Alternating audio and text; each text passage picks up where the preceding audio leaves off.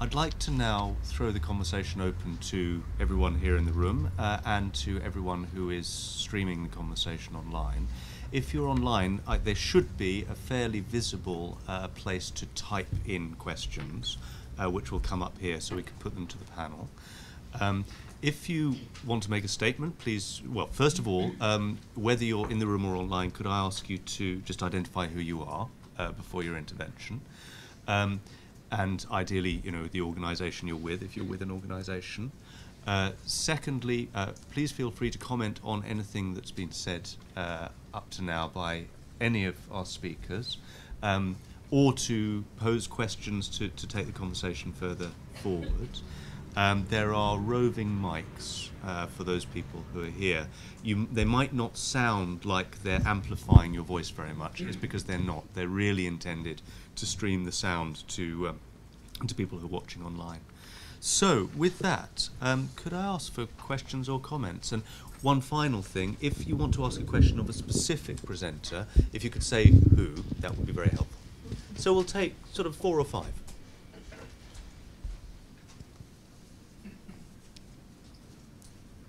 Who's going to be first? Gentleman in the middle here. Hi, my name's Adam Smith. I'm the Chief Executive of a company called Squidcard, and we are an electronic money platform provider.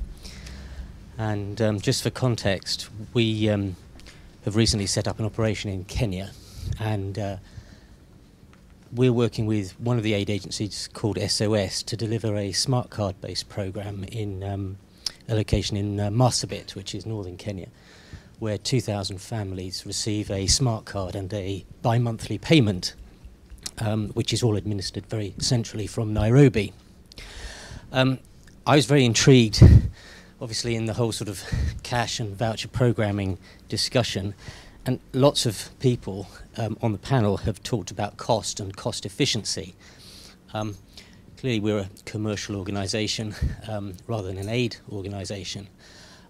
Where those two bodies come together is in trying to deploy a system that will work for an effective cost.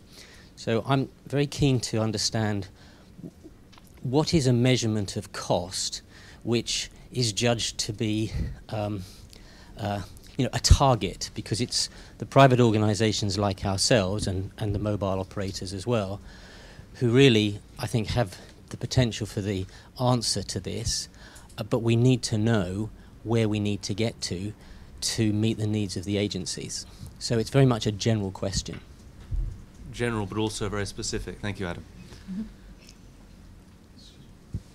Lady here. Oh. Okay. Thank you.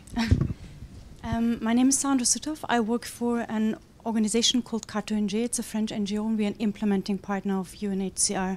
And I just wanted to compliment Gabi on the, well, I've actually read the report before I got here, and I thought it was really, really good and very thorough. And we had been working a little bit on researching a couple of mobile data collection systems because we are busy in a consortium called Nomad, and we just had a workshop last week. And one thing that Gabi mentioned came out very, very clearly during the workshop. It was hosted in Geneva with UNOCHA. And what they said, the program managers clearly said that there are not enough easy examples out there. So they still have difficulties in selling any of the tools to the decision makers. So the wording that's being used, the way they are presented is not easy enough, it's not sexy enough, not appealing enough to get them out to the decision makers. And I think that's something we need to work at, because many people are kind of convinced of it already, but then getting the senior management to buy into it, that's the difficulty. Thank you very much, Sandra. Other questions and comments? Gentleman over there. Hi, I'm Craig Dean from Plan International. I was wondering if the panel could give any examples where disaster-affected communities have actually self-mobilised to use technologies as part of their response, and actually we should be looking to scale up their natural ways of dealing with emergencies rather than looking at top-down solutions. and if there's any particular examples on how young people have self-mobilised to use the new technologies that they're finding, then that would be really useful. Thank you. Fascinating question. Thank you, Craig. Hello, my name is Eloise Riodel and I work for the Refugee Study Centre at the University of Oxford. Gabrielle mentioned the fact that there's no organisation with a mandate to moderate the pros and cons of new technology and promote adoption of technical standard. And this point, I think, was echoed by Joanna. I think it's a very important point, and I would like further thoughts from the panel. Are we looking at sort of self-regulation from agencies? I mean, a lot of organizations are using technology. We focus on sort of money transfer, but there's also another technology, which is the use of satellite imagery, which was used by UNHCR. It's also used by a lot of human rights organizations, not just the humanitarian sectors. And there's a lot of implication there. So are we looking at using a sort of sphere standard model? Is OCHA involved? I mean, I would like further thoughts on that. Thank you. Great. Thank you very much, Eloise. Maybe we'll just take a pause there for some responses to these. A lot of ideas coming up here. Adam asked about target costs. What's, the cost effectiveness and cost efficiency. I'm looking at you here straight away. Don't know why that is, Joanna. God, yeah. What to live and breathe, what might that target be? What's your thinking here?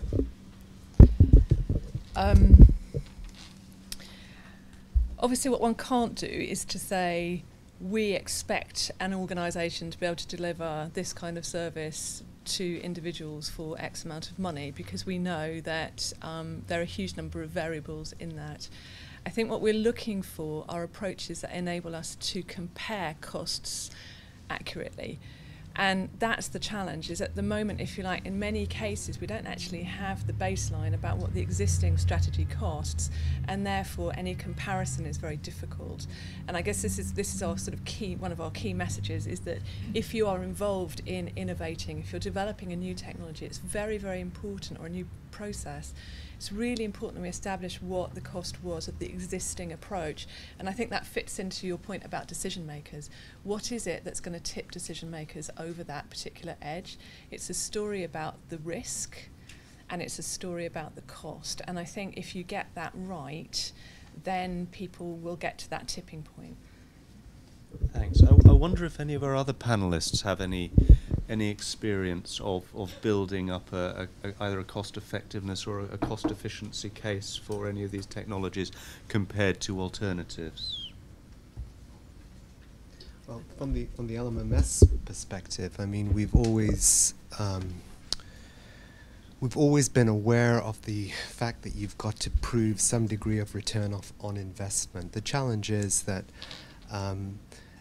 actually being able to identify what those metrics are over time and put in the resources to go through that process of collecting return on investment is a challenge. It's a challenge, and typically we don't have the luxury of a lot of funding to support us in terms of carrying through those that length of study for return on investment type scenarios. There's also the challenge of the fact that the length of time in which we're deploying systems can be constrained, and that goes back to that little slide that Gabby had in terms of the funding window that's available for us. So there are many challenges there, but wherever possible, I think what we can try and do is identify areas where we think that there's benefit there, and as much as possible hook on quantitative measurements where we can there, and qualitative measurements. And we've done that to a certain degree. We've leveraged Accenture to come in and look at analysis against labor costs and time costs to help us get an understanding of, are there benefits there? And thankfully there are in our particular case, but obviously I think we need to do more and more research in the background in terms of getting more details for return on investment, but it's not easy. Thank you. And actually, I think that takes us on. I mean, beyond the numbers, beyond the business case, does any panel members have experiences of other things that speak to what Sandra was talking about, other approaches to getting to yes? Have we seen effective ways of getting decision makers enthused and engaged? I think they're very entwined. definitely. And it's something that we're thinking a lot about. It's a challenge for an open source provider because people download stuff and off they go. And we can never hear from them again or bump into them at a conference 3 years later and they say, hey, we've been using your tool, it's great, for 4 years, and we've never told you until now. So what we're trying to develop with Tufts, actually, who did some great work with Concern in Niger, is a sort of log frame, that a self-administered kind of study where you can just answer some basic questions about these kinds of metrics, and then we can follow up after a set periods of time and try and build up a picture. But it's a real challenge, and where we're more directly implementing, we are working to do that. When we work with partners who are trying to make a case to head office, it is very much about sort of 2 or 3 things. One, rapid prototypes, start small. So get your proof of concept up and running. If you think you can do something in a better way using SMS, then try it with the mobile phone first, and then document the outcomes and try and do a little baseline. So how long does this take me to do right now? How long does it take me to do once I've done it? Write it up, lots of photographs, nice story, and that's the way to do it. And we've had some great success where partners of ours have first of all got seed funding and then been sort of more and more interest, and then suddenly they're being sort of picked out in global programs highlighting innovation because they've taken that approach. But I think the two are very much hand in hand.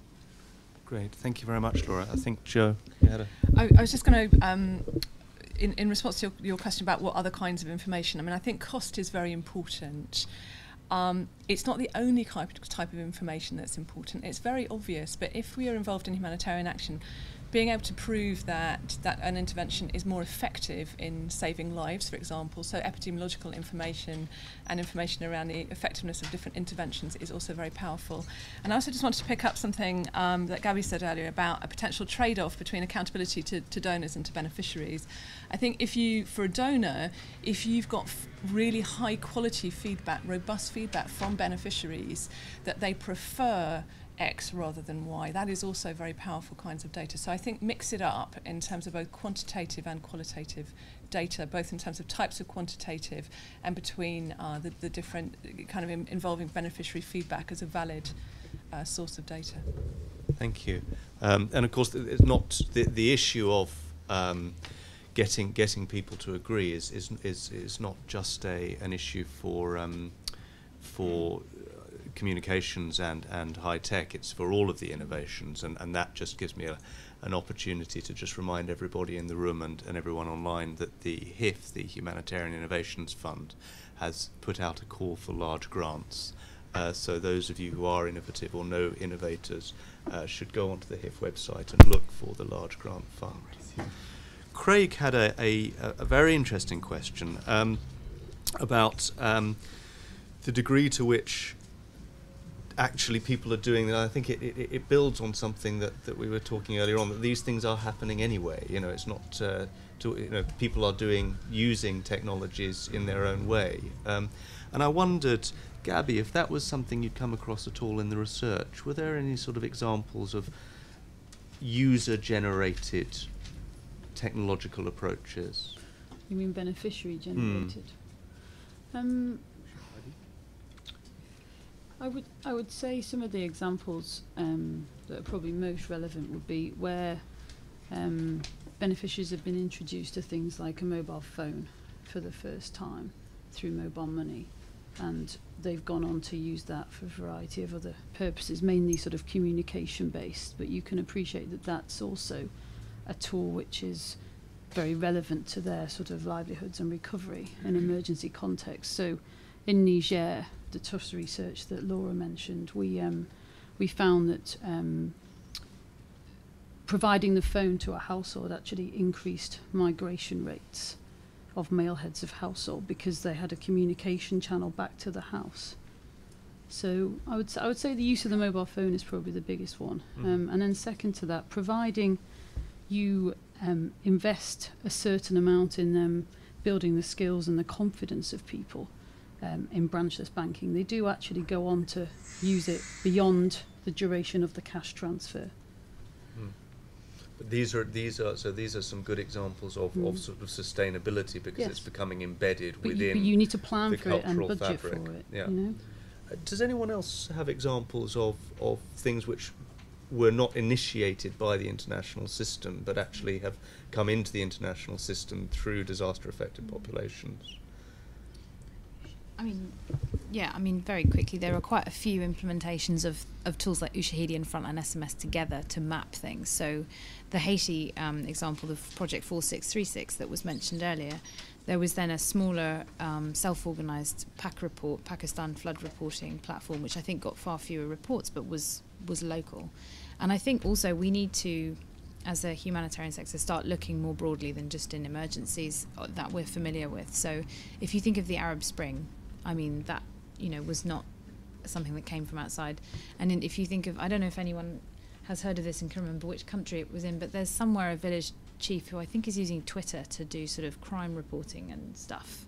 So, you know, these things are happening already, as we've been saying, and I think often with greater ingenuity than we would necessarily come up with. And the other thing I would say is as well, you know, define local, because I mean, governments are the primary responder in emergencies, and governments are already using these tools in ways that they're not necessarily talking about, or in ways that aren't even necessarily national. So, thank you very much, Craig. I wonder if I could put it back to you. Was that a question where you yourself or Plan has examples of these things that you wanted to share? Well, I mean, I was thinking on the Arab Spring side of things as well. So, from a Plan point of view, I've seen how mobile phones have been used between schools as an early warning system as well. But I think there is a lot of potential there in engaging those tools as early warning systems, which should be tapped into a lot more, I think. Thank you.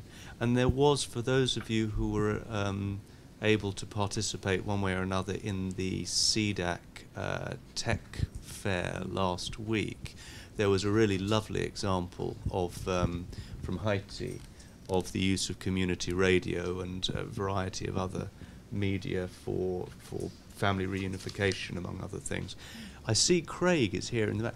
Has that gone up on the website? Is that accessible? That in any way? Working on it currently. Sorry, that was from Karel Predra, who was the presenter of Radio 1 Haiti, and he's currently updating the case study we have. So all the case studies and videos from the event last week will be going up next week. Great, thank you very much. So that's also a very good example, which those of you who haven't come across it before might find interesting, on the CDAC website. Before going back to the audience, we've done a very good job as a panel of saying we think that this joint architecture or some sort of cross-organisational, mandated organisation around standards and learning and so on should exist. We've done quite a good job, as panels do, of saying we think this would be a good thing.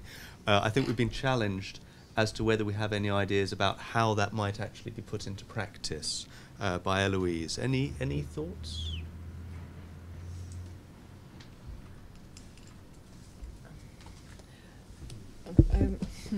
Yes, I mean, I think there'd be dragons on this conversation, and I think it's certainly something that we want to reflect on more. I think it would be dangerous to have one place where you look at everything, and I think what one's trying to achieve is not a place that comes out at, you have a black box and then out comes the answer, like a sort of sausage, to mix my metaphors, but really where you're able to negotiate evidence. And I suppose in a way, Sphere to one, in one way provides an example of how you can build a consensus between groups about what our current state of understanding is, and to recognise that will be evolving very quickly. But I'm sure there are examples from way outside the humanitarian sector that we need to look to in terms of thinking what are the different potential models that we could use for doing this. And I guess that there will be decisions to be made about the degree of formality, whether you use a sort of ISO type mechanism to negotiate it, or whether you use a looser kind of kelp type forum. But I think I wouldn't over engineer it right now. B, I wouldn't formalise it, and C, I'd make sure there was sufficient ability to pull apart different aspects, because you're not going to want the same groups looking at cash necessarily as different parts of the mobile phone industry. So and maybe some of these groups exist already, yeah, but exactly. it's more a process than a Yeah. an organisation with a big front door sort of thing. I'd like to just go to some of our colleagues who are joining us online. A comment from Raj, Programme Officer for the DIPECO project, Concern Worldwide India. In a disaster situation, very often the whole technological infrastructure is damaged, putting the entire system out of use. We also need to think of reducing the level of exposure of these technological exposure systems and hence ensuring their uninterrupted usage in an emergency situation. Thank you, Raj. A comment which again I think speaks to the importance of simplicity and robustness in these applications. Also a question from Cassie Williams of Women and Children First. My organisation, Women and Children First, is looking at using mobile technology in community maternal and neonatal health in low-resource settings, and I couldn't agree any more about the need for an evidence base for this. But finding funders willing to pay for this is a job in itself. Any thoughts on how we get funders more interested in this emerging field? And I assume, Cassie, that's particularly get in the emerging field of actually looking for the evidence and looking for the cost benefit. We'll come back to that in a minute. There was a gentleman over here who had an intervention to make. Just a few points. Sorry, my name is Bernard Gaughan. I'm the head of IT and ICT for Legal Concerns, so a lot of the stuff up there kind of talk within our area. The point you brought up there, Paul, was getting to yes. It's obviously one of the biggest challenges in every organisation. And we work with an organisation called NetHope, which is an international, I see some members here. We work with an international agency where there's a number of it's about 35 worldwide organisations now part of it, and it's very technologically focused. So we put an awful lot of efforts into it and how it can kind of lead the way, I guess. But more on the internal side within Concern ourselves, we took a two-pronged approach. One is where we went evidence-driven, not necessarily on facts and figures, but impact on the technology. And the second one is where we went from a top down. So we went with our programs, as Gabby has really researched quite heavily, and then we tackled our CEO, operations directors, and all these guys. So they seen where the advantage to what we could bring to the table was. And that's resulted in us now being technology is embedded now in our strategic objectives for the next 5 years. And that gives us a mandate to really push hard and not sit back and wait for the field to come to us for solutions, which in many cases they won't do, because typically they will find an answer themselves and run with it. So I would say that's an answer if people really want to figure one out. Two-pronged, bottom up, and definitely from the top down. Could I just ask, is that an answer? Is that process, has it been documented anywhere? Is it available for other people to learn from? Well, I wouldn't say it's documented in A to Z, but the result is there, I suppose. This type of forum and the fact that concern is being addressed here so heavily is evidence for us. So that really shows that we are doing the right things at ground level. The fact that our management layer have implemented this as part of our strategic objective means that we've achieved it from the top level. Now it's up to us to really, I suppose, follow through on that. I can't say it's documented. It's something that's been going on for a lot of years, 4, 5, 6 years, trying to get all these pieces joined up. But I could easily talk about it, but it's another thing to write about, I'm afraid. So if people want to find out more about that experience, then you're the person to talk to. One, I suppose. Thank you very much. Other thoughts? Lady at the back. Thanks. My name is Lizzie Goodfriend. I'm with Internews, which is actually a media development organization, but I'm with their humanitarian information projects, which is looking more at the role of communications using traditional face-to-face, also media sectors, and also technology to kind of facilitate the communication activities that humanitarians are doing in their response. And one of the challenges, this will get to a question, but one of the challenges that we've encountered in interfacing with the humanitarian community is the fact that the communications component of the aid delivery, of the programmatic on-the-ground response, is often external to the program department, right? So in the traditional architecture of the humanitarian system, communications is something that's thought about strategically in a communications department, which is not programs, or in a beneficiary accountabilities kind of division, which is also outside programs. And so this is a question to Gabby or kind of maybe other humanitarians in the room, including the gentleman that just spoke, but where is the innovation for technology coming from within humanitarian agencies? I mean, where does that sit? Who owns it? And maybe trying to identify that place is a first step in kind of building this, mainstreaming this type of thinking into the work that's happening. Lizzie, thank you very much. We'll take that question in a minute. Maybe we take one or two more.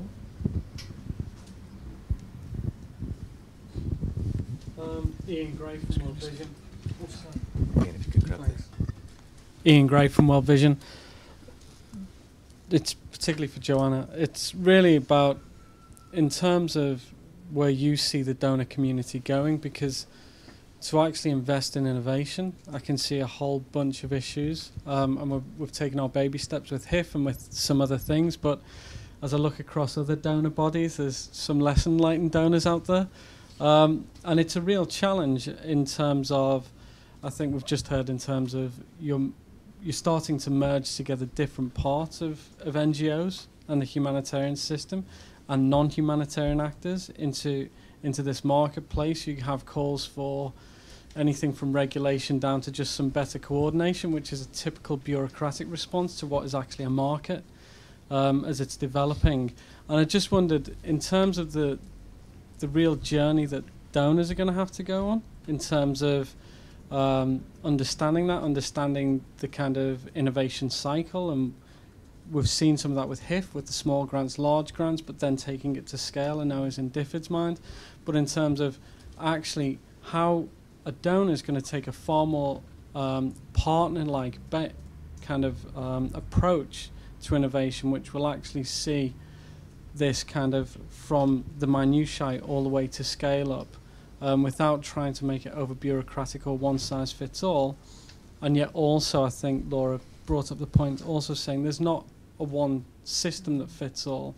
It's more about, and I say this a lot, and Laura said it's about open data sets, it's about your data structure, it's about that kind of stuff, rather than actually the integration of software or hardware in and of itself. So I'm just wondering where you sense the kind of global donors are on that journey.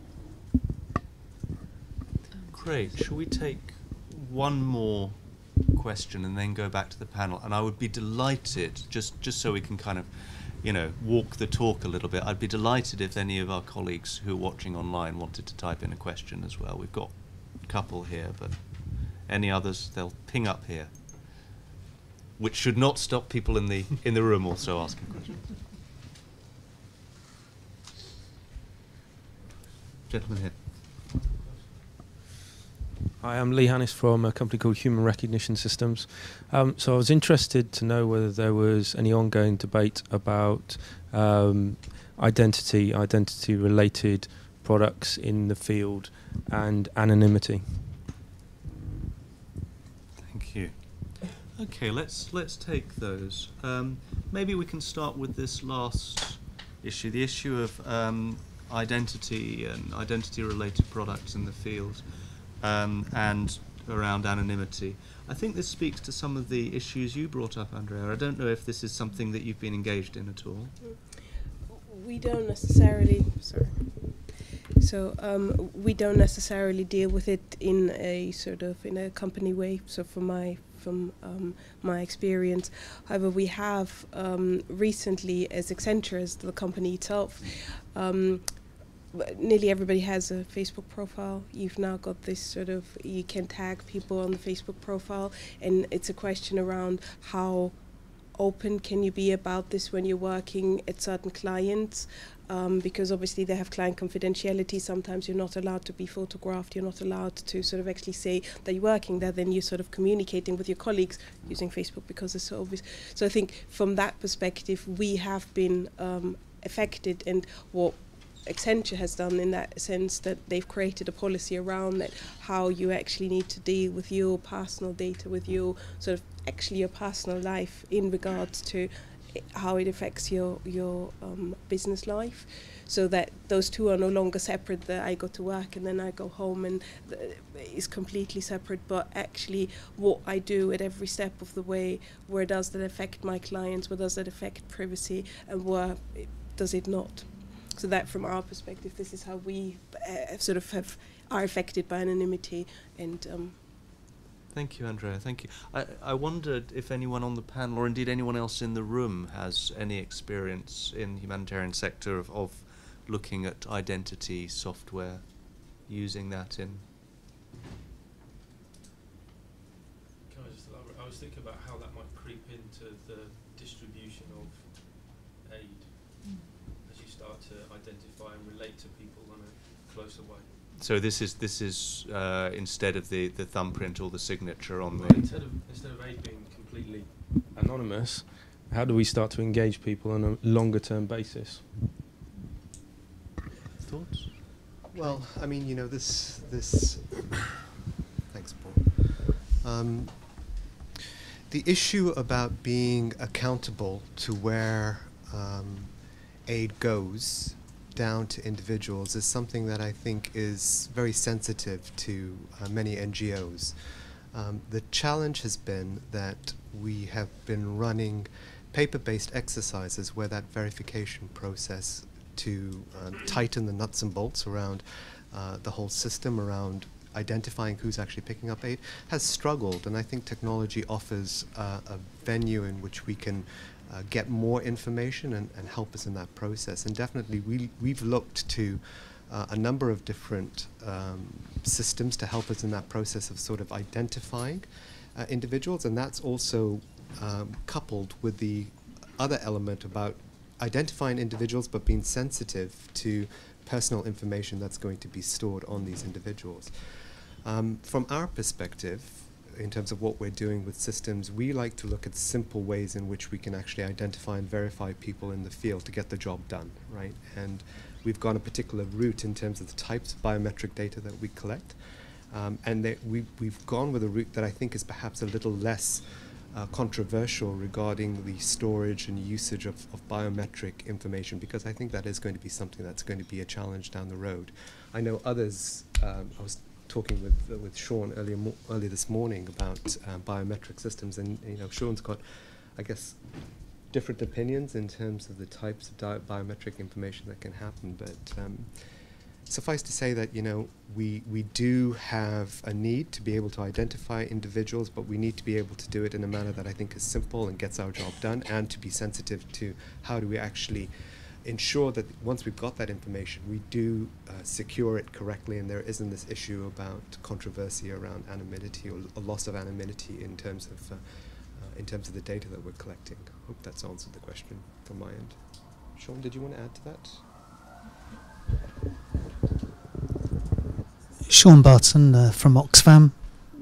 We were just talking earlier about having a card, which was the way of accessing to the system and the distributions this morning, and the question arose about, well, what if you didn't want to have a card? What if you wanted to put people in a situation where they weren't having to carry a card around from their own security point of view?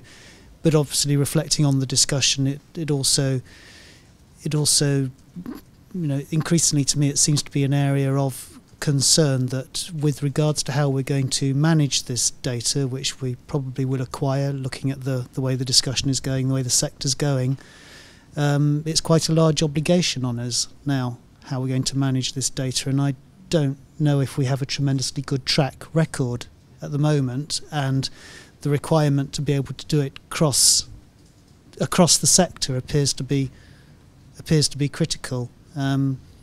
So yes, just reflecting back, but that was the discussion. It was about using iris scanning rather than having a card, thus allowing people to not be carrying anything indicating that they were beneficiaries. Thanks a lot, Sean. There are several questions here, and I'm going to have to come back to you, Joanna, in the first instance, but to the panel in general after that. 3 questions, all of which relate to donors and funding, perhaps unsurprisingly. There's Ian's question about your sense of where the donor community as a whole, beyond DFID, is with this, and particularly, if I understood you correctly, in a sort of what is working and who is looking at the issues of how to balance the sort of entrepreneurial and slightly anarchic, innovative spark with the requirements for accountability and organisational structure, which comes at a certain level. And so, where is the donor community with that? Another couple of questions were Cassie's question about any thoughts on how to get funders, traditional donors and presumably others, interested in funding development of evidence and evidence base for the cost effectiveness or cost efficiency and the effectiveness of these technologies. And another question from Nabisa Kazi at Humanitas Global in Washington, D.C. What are donors or governments asking for in terms of evidence to increase funding or support to scale? So three related pieces, and I'm going to ask you to start and then open it up. Thanks. Well, I'm in week 3 of my current job, so I think it would be very premature of me to kind of give any kind of definitive account, not that one ever could, of the sort of state of the donor system, I suppose. So I'll just do some quite tentative reflections on this. I mean,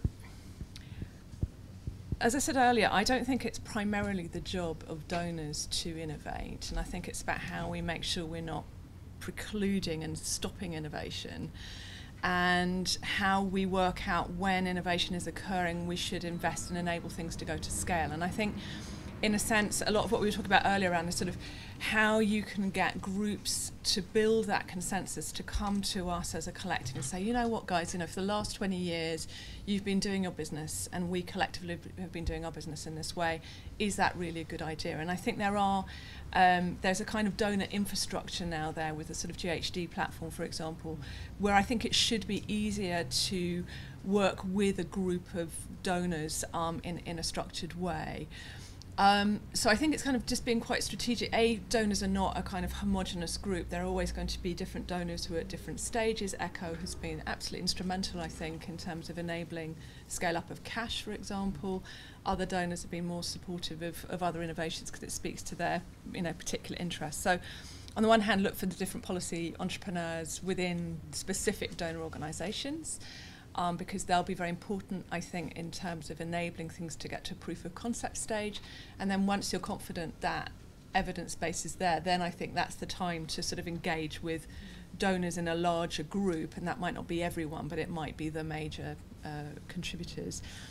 So I think it is difficult to generalise. I do think that it is likely that in an environment of resource squeeze, that basically everybody's in the same boat, that they need to be getting more bang for their buck, and therefore again this whole, you know, if you've only got $100 to spend and you need to achieve X, then there are, you know, 2 ways of getting to X, and this one is effective, is very, very important.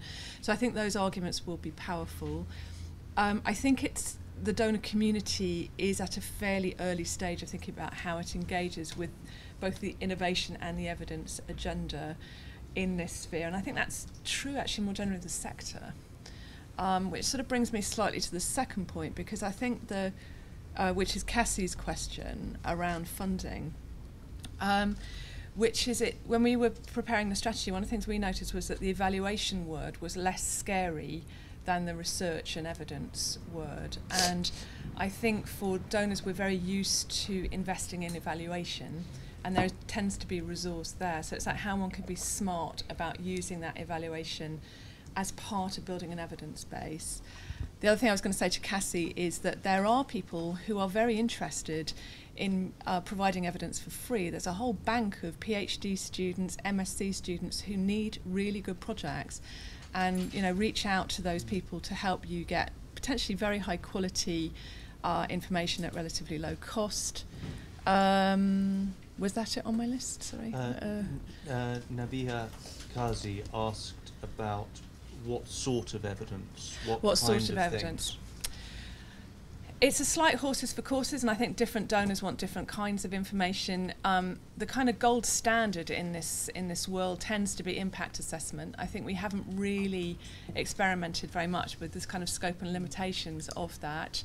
As I said earlier, I would mix it up and include both quantitative and qualitative evidence, and of course it's going to depend partly what the question is. I would say in terms of methods, mixed, and it's really important that you're able to put together evidence from multiple sites and not just say, well, I've done a really interesting case study in this village in the Upper Andes, and then expect us to take that seriously in relation to Africa. We would need to have a weight of evidence, not just single case studies. Thank you. Could I throw these three related questions to the panel? So just to reprise on those, what kinds of evidence are required to actually show that this stuff works and is worth supporting?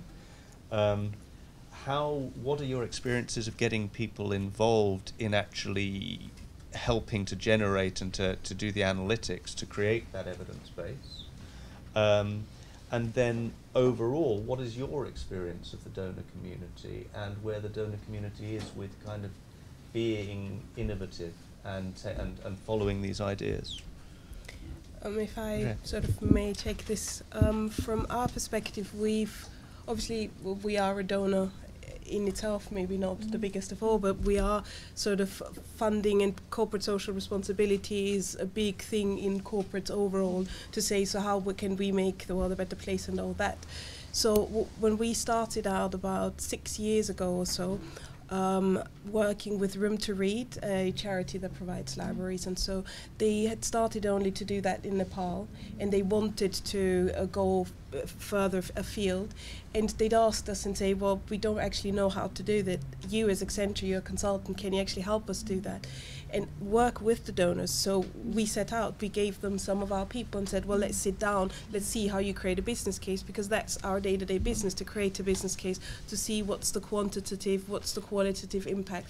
And we worked out, and if you look at their website now, you can actually say, well, I don't know, £3,000 buys your library, but if you have £42 buys you a bicycle for a girl, helps that girl go to school, but also helps that sort of girl's parents on the weekend to buy. So it's things that really resonate with the people who give, and I hope sort of with you in the room, as this is something we can provide, we can get the help of the donor to actually do that. And within Accenture there's a number of programs, and I'm pretty certain that with all the corporates you'd find similar arrangements that you say. On the one hand, there is the giving of, the employees are asked to give, so there's funds that you can tap in where there's simply just money that is there. If you have a case that says this is what we want to do and it sounds good, it will be invested in.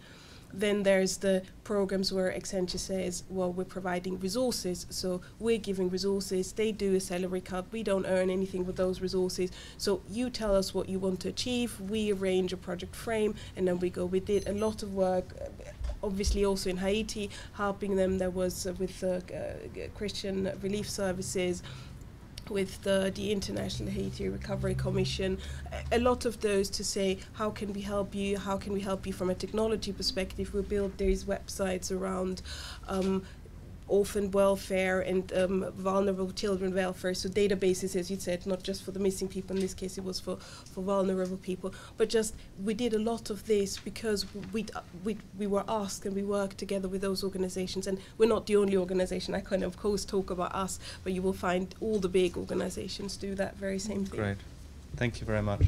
I'm conscious that we're about to close the stream, and so the video stream will close in a minute. I hope that there is a lot still to discuss, and we'll keep this discussion going. We'll keep the space open for a discussion around this on the ALNAP forum. So if anyone has questions or comments that they would like to make, please go to the ALNAP website and feel free to post ideas or answers onto the forum. The other thing that I just wanted to mention is, if you are a PhD student and you're interested in helping Cassie Williams generate, or a master's student, please send us an email to alnap@alnap.org and we will on-forward it. Cassie, if that's okay by you, just send us an email if you'd like us to on-forward.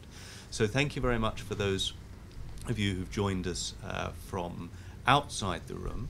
For those of you who are inside the room, I wonder if we can just take 1 minute, maybe 2 maximum, to just look at Lizzie's question, which we haven't addressed, which is, who are the people? Where is the place in these organisations to get traction?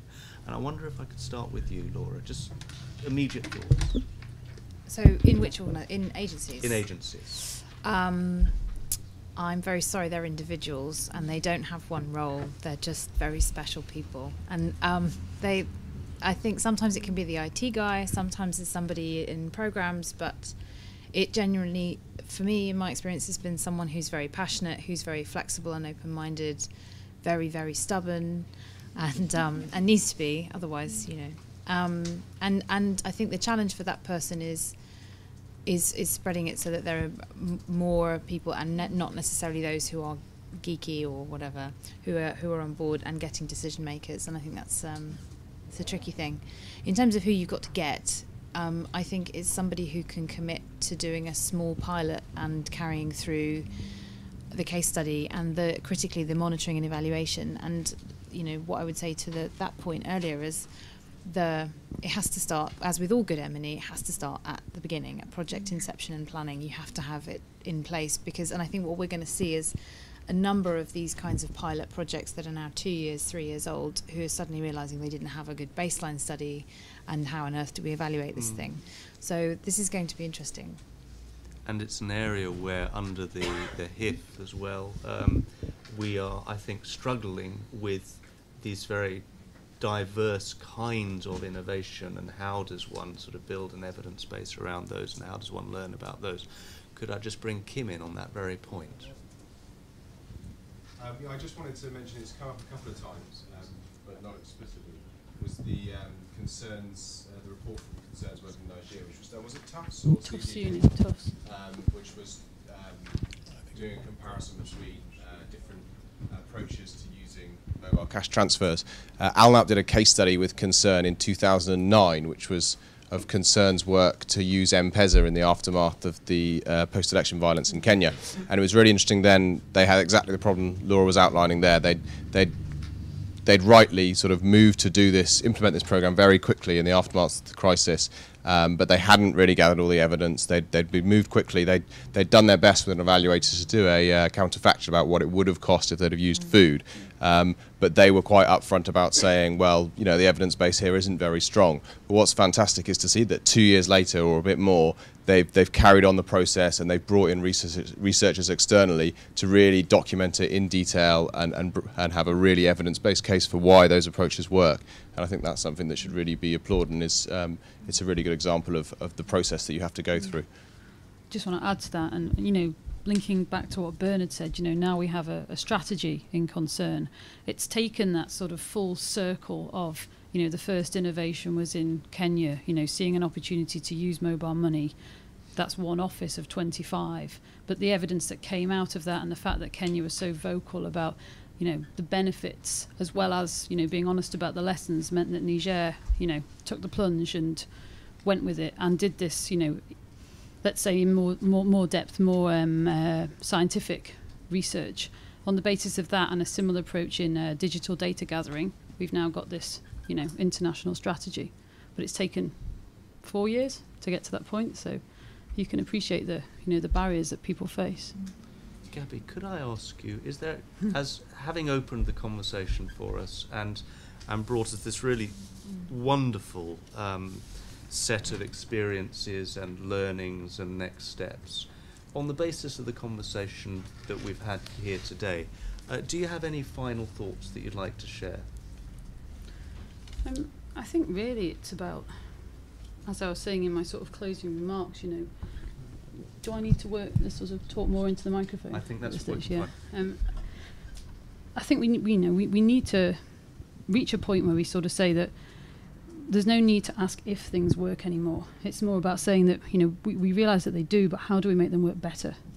And there's two lessons that I close the report with, which have a lot of relevance here in terms of the questions that have been raised as a result of the discussion. So let's say, you know, countries where we have decent connectivity already, we have established electronic payment systems in place. Kenya's a good example.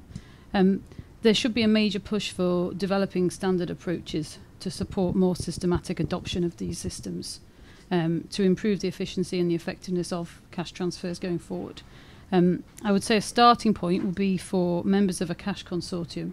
So, for example, the CALP network in Kenya, which has now been expanded to sort of a regional hub, to determine that they're going to utilise, let's say, the same tool, a standard tool, to realise some economies of scale, and then work out how they best leverage action on the part of other stakeholders. So that might be a sort of collective approach to the mobile network operators or to donors to come on board and support this. Another of the examples at the end of the report was in context of, let's say there's a chronic underlying poverty with regular recurrent crises. So you see this at the moment in the Horn of Africa, you see it at the moment in the Sahel. In countries facing these sort of protracted sort of cyclical emergencies, it's possible to say with a high degree of certainty that we are going to have a future humanitarian response requirement. We need to be looking now, before the next crisis, together, sort of donors, private sector, open source, if that's the way we decide to go, and agencies, to develop new sort of financing models and models for how we implement these systems going forward. And that was related to what I was saying about preparedness frameworks. I think I agree that there's probably a need still to pilot what would be new innovations, but I think we should have reached a point by now where there's no need to say mobile, do we still need to test mobile money? Do we still need to test smart cards? The evidence is there. It works. It doesn't work 100% perfectly, but it does work. And it's how we move forward from this pilot approach. Great. Well, thank you so much. Thank you to LMMS and to CALP for organising and putting the structure around today's conversation. Thank you to all of our panellists, really very thoughtful, and I know we've only really started to scratch the surface of this topic, but I think we all greatly appreciated your inputs. Thank you particularly for the presentation that you gave. Thanks all of you for being here and for being engaged in this conversation today and going forwards. And I think we've probably don't anymore have our other participants who are participating online. We're still there, okay, and thank you very much for walking the talk and using the new technology to participate in this conversation online.